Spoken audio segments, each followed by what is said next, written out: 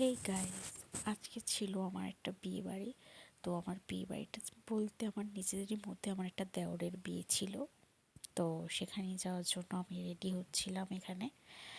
তো step by step সব মেকওভারটা দেখানো সম্ভব হয়নি, তো ঝটপট আমি এখানে রেডি হয়ে নিচ্ছিলাম। মামাকে রেডি করানোর পরে যেতে হবে অনেকটা দূরে, তো সেই জন্য অনেক তাড়াতাড়ি মেকআপটা করছিলাম। হ্যাঁ, একটু স্ট্রেট করে দিয়েছি এখানে, নাহলে অনেকটা বড় হয়ে যেত। তো তারপরে যাই হোক করে ভালো করে কনসিলার বা ফাউন্ডেশন, কনসিলারটা ইউজ করার পরে ভালো করে পাউডারটা সেট করে নিলাম। ব্লাশার ইউজ করছি, তো এখানে আমি ব্লাশার লাগাতে ভীষণ ভালোবাসি। তো ব্লাশারটা আমার ভীষণ মানে মেকআপের মধ্যে একটা ফেভারিট পার্ট। তো তারপরে আমি একটু ভালো করে হাইলাইটারটা ইউজ করে নিলাম। নেওয়ার পরেই কাট করে, তো আমি আইব্রোটা অফ ক্যামেরায় করেছি, দেখানো সম্ভব হয়নি। তো আইব্রোটা কমপ্লিট করার পরে আই মেকআপটা করে, এটা ছিল আমার ফাইনাল লুক। বাট না, এটা আমার এফেক্ট দেওয়া ভিডিও। তো ফাইনাল লুক আমি তোমাকে কিছুক্ষণের পরেই দেখাচ্ছি। তো এফেক্টটা ভীষণ ভালো লাগছিল বলে, তো সেই জন্য আমি মিডিলে একটা এফেক্ট দেওয়া ভিডিও বানিয়েছি, দিলাম তোমাদের। তো কেমন লাগছে আমাকে অবশ্যই জানিও। তো তারপরেই চলে গেলাম আমরা বিয়ে বাড়িতে। তো সোনালি ওয়েটস দীপ্তেশ। তো আজকে ছিল 22শে জানুয়ারি। তো আমরা বিয়ে বাড়িতে পৌঁছে গিয়েছি। তো যাওয়ার পর চারদিকটা দেখছিলাম, ভীষণ সুন্দরই সাজিয়েছিল।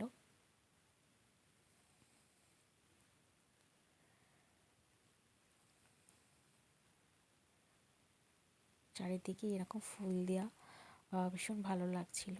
তো জায়গাটা অনেকটাই হচ্ছে মানে গ্রামের ভেতরে, কিন্তু মানে জায়গা হিসেবে যে এত ভালো সাজিয়েছে সত্যি অনেক, মানে বলতে হবে যে ভীষণ ভালো সাজিয়েছে। তো তারপরে আমরা চলে গেলাম বর আসনে, যেখানে বরকে বসানো হয়েছিল। তো সেখানে গিয়ে চারিদিকে অনেক খাবারের স্টল দিয়েছিল, যেমন ফুচকা ছিল, পকোড়া ছিল, কফি ছিল, আইসক্রিম ছিল। তো সেখানে আমরা পকোড়া নিয়ে নিলাম। তো এখানে আমার পুচকুটা খাচ্ছে পকোড়া।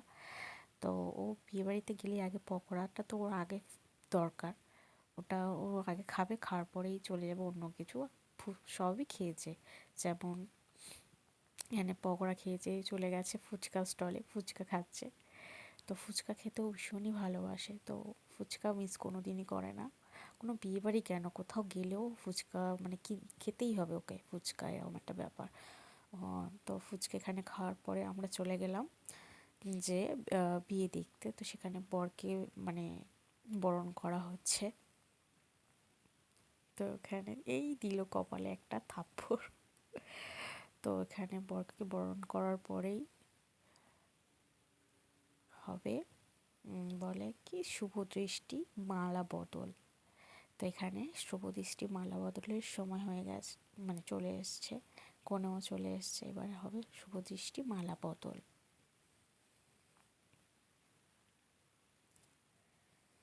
একটু স্পিড করেছি, নাহলে ভিডিওটা অনেকটা বড় হয়ে গিয়েছিল। তো সেই কারণে একটু স্পিড দিতে হয়েছে আমাকে। তো এখানে মালা বদল চলছে।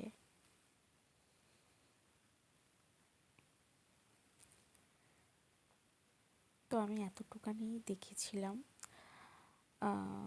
তারপরে হ্যাঁ, এই মোমেন্টটা হয়েছে, বলে না যে বড় বড় না কোণে বড়। তো এখানে সেই জিনিসটাই হয়েছিল। তো তারপরে আমি আর এখানে ছিলাম না, পুরো ভিডিও ক্লিপটা নিতে পারিনি। তারপর আমরা যেহেতু আমাদের চলে যেতে হবে, গাড়ি ছেড়ে দেবে, তো সে কারণে আমরা খাবার জায়গায় চলে গিয়েছিলাম ডিনারটা সারার জন্য। তো সেখানে এই একজন আমাকে দেখছে। তো আমি বললাম আমার দিকে মানে ক্যামেরার দিকে তাকাও, সে আমাকেই দেখে যাচ্ছে। তো তারপরে আমার মেয়ে, এ হচ্ছে গান চলছিল, নাচছিল নিজের মনে। তো তারপরে আমি সেখানে যে ভিডিও করা শুরু করে দিই, তখন ও লজ্জা পেয়ে গেল। তো তারপরেই খানিকক্ষণ আমার সাথে একটু ভিডিও করে নিল। করার পরেই আমরা ওয়েট করছিলাম খাবারের জন্য, কখন দেবে, কারণ আমাদের ফিরতে হবে, অনেকটা ঠান্ডা পড়েছে। তো সেই কারণেই ওয়েট করছিলাম। তো মানে খাবারটা দেওয়ার পরেই, খাওয়াটা শুরু করে দিয়েছি যেই, মানে তারপর আর ভিডিও ক্লিপ আমি আর নিতে পারিনি। তো তোমরা বুঝতেই পারবে। এখানে দিয়েছিল প্রথমে নান আর চানা মশলা। তো ওটা আমি খেয়ে ফেলেছি, খাওয়ার পরে আমার মনে পড়লো তো ভিডিও তো নেওয়া হয়নি, তো সেই কারণেই লাস্ট মোমেন্টেই দেখিয়ে দিলাম যে চানা মশলা। তো চানা মানে নানটা বেশ ভালো লেগেছে আমার, চানা মশলাটা আমার খুব একটা ভালো লাগেনি। তারপরে ছিল ডাল, ডালটাও আমার ভালো লাগেনি, ডালের সঙ্গে একটা চিপস ছিল। তারপর ছিল ফিশটা বেশ টেস্টি ছিল, বেশ ভালো লেগেছে এটা। তো এটাই খেয়েছিলাম। তো চারিদিকের ভিডিও নিচ্ছিলাম এইভাবে। প্রচুর লোক নেমন্তন্ন করেছিল এরা, মানে অনেকটা বড় এরিয়া জুড়ে প্যান্ডেলটা করে, ভীষণ সুন্দরই প্যান্ডেলটা সাজিয়েছিল। তো তোমরা চারিদিকটা আমি কিছুক্ষণ পরেই দেখাচ্ছি, ভীষণ মানে অনেক লোক বলেছিল, প্রায় 1-1.5 হাজার লোক মানে অনুষ্ঠানে এসেছিল। অনেক বড় এরিয়া জুড়ে প্যান্ডেলটা হয়েছে। তারপর পড়লো মানে দিল চিকেন, তো তার সঙ্গে ছিল ফ্রাইড রাইস। তো আমি অল্প একটু খেয়েছিলাম, খুব বেশি খাইনি। তো এবার দেখো চারিদিকটা কত বড় মানে প্যান্ডেলটা হয়েছে। তো এখানে মানে শুনলাম যেটা 1-1.5 হাজার লোক খেয়েছে শুধু এই বিয়ের অনুষ্ঠানে। তো সেখানে এই মিষ্টিটা ওদের বাড়িতেই বানানো ছিল, তো সেই জন্যই খেয়েছিলাম। খাওয়ার পরে স্যালাড, তো স্যালাডটা আমাকে খেতেই হবে, কারণ অন্য কিছু খাই না খাই বাদ দিলেও চলবে, কিন্তু স্যালাড আমি ফেলি না। স্যালাডটা আমি যেখানেই যাই কি বাড়িতেও তাই, ভীষণ ভালো বাসি আমি স্যালাডটা খেতে। তো খাওয়ার পরেই আমরা একটু ভিডিও করছিলাম, আমি আর আমার মাম্মামের সাথে দুজন মিলে একটু ভিডিও করছিলাম।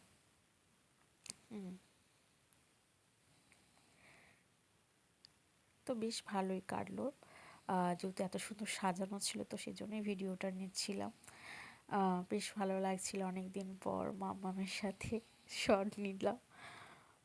তো তারপরে আমি নিজেও একা একা নিয়েছি, এইখানে বলছি সরো সরো, অনেক লোক চলে আসছে বলে বারবারই একটু একই শট নিচ্ছিলাম, কতবারই সেম শট নিয়েছি।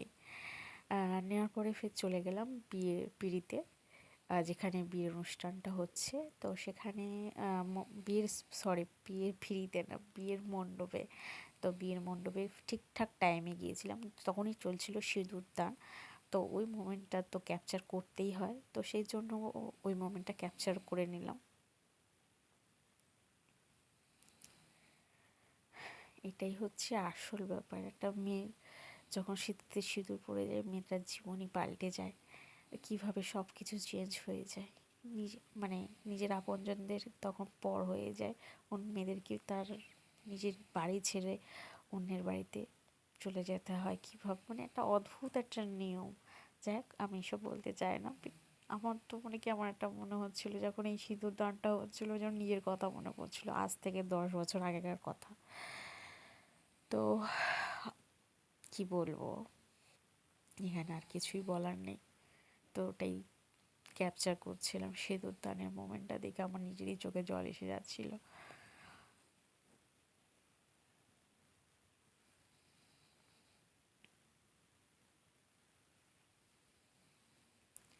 ফাইনালি বিয়ে কমপ্লিট হলো।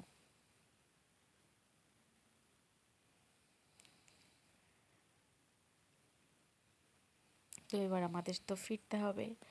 তো খাওয়া দাওয়া কমপ্লিট, বিয়েটাও কমপ্লিট, দেখে শান্তি। ভিডিও করে নিলাম, নেওয়ার পরে এবার তো আমার মাম্মাম কাঁদছে, দেখ খানিকক্ষণ পরেই আসবে, সে আর থাকবে না।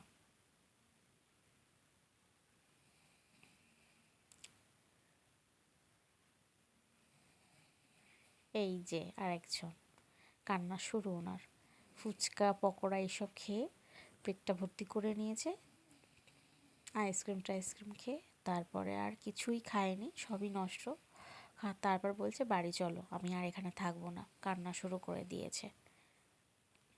তো কী করব, সব দেখা কমপ্লিট। তো এইভাবে আমি বা গাড়ির দিকে রওনা হলাম। তো গাড়িতে গিয়েও তো গাড়ি ছাড়েনি, তো ওয়েট করছিলাম, বসেছিলাম। তো কী করবো, তো একটু নিজেরই ভিডিও ক্লিপস নিচ্ছিলাম, রিলস বানাচ্ছিলাম।